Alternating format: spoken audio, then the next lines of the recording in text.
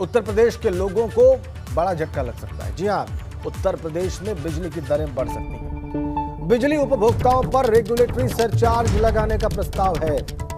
UPPCL ने नियामक आयोग को प्रस्ताव भेज दिया है। रेगुलेटरी सरचार्ज लगने पर करीब 10% ज्यादा भुगतान करना होगा उपभोक्ताओं को। आज नियामक आयोग इसी मामले पर सुनवाई करेगा। यूपीपीसीएल ने प्रस्ताव भेज दिया है सरचार्ज लगाने का, वसूलने का। 10% ज्यादा भुगतान करना होगा तमाम उपभोक्ताओं को।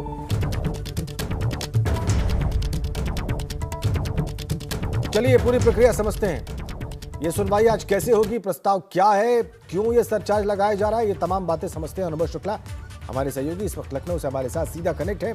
अनुभव, ये जो खबर आप बताने जा रहे हैं और अभी हमने बताई थोड़ी सी, उससे उपभोक्ताओं को निश्चित रूप से परेशानी महसूस हो रही होगी। क्या है यूपीपीसीएल का प्रस्ताव, क्यों वो सरचार्ज लगाने का तर्क दे रहे हैं?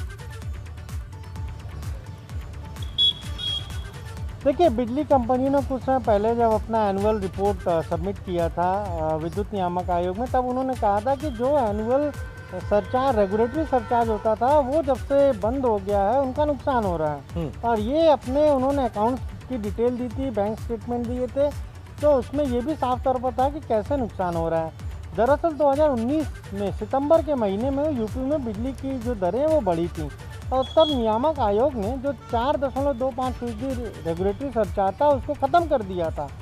उसी को बढ़ाने की, उसी को दोबारा जोड़ने की बात ये बिजली कंपनियां कर रही हैं कि वो जो रेगुलेटरी सरचार्ज था वो वापस मिलने लगे कंपनियों को। और इसीलिए ये पूरा उन्होंने एक अपनी अपील दायर की थी नियामक आयोग में, क्योंकि सारा फैसला बिजली बढ़ाने का, बिजली के दरें बढ़ाने का जो फैसला है वो बिजली कंपनियां नहीं करती, वो यूपीपीसीएल नहीं करता।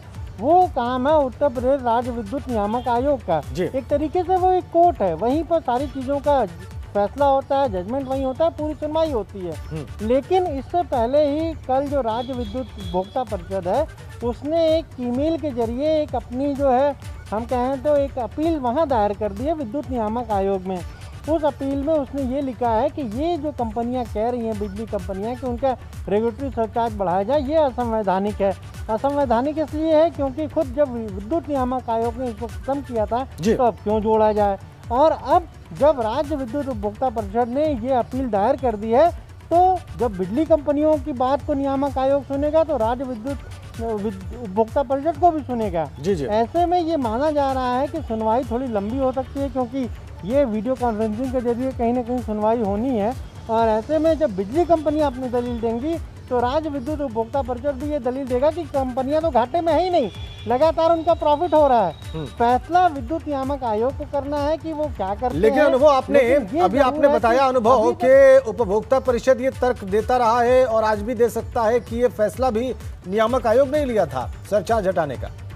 तो क्या आयोग बेसिकली आज अपने ही फैसले पर फिर से सुनवाई करने जा रहा है, ये कहा जाए?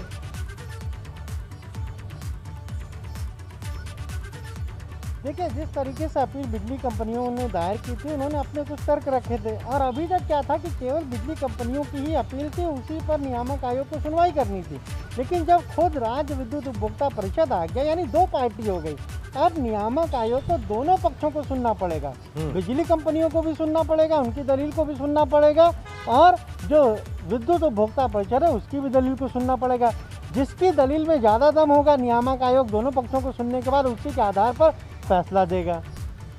ठीक है, तो बहुत बहुत धन्यवाद आपका अनुभव, आपने महत्वपूर्ण जानकारी दी। और हम आपसे, जाहिर सी बात है, जब आयोग इस बात फैसला लेगा, सुनवाई शुरू होगी, तो हम आपसे आगे भी अपडेट लेंगे।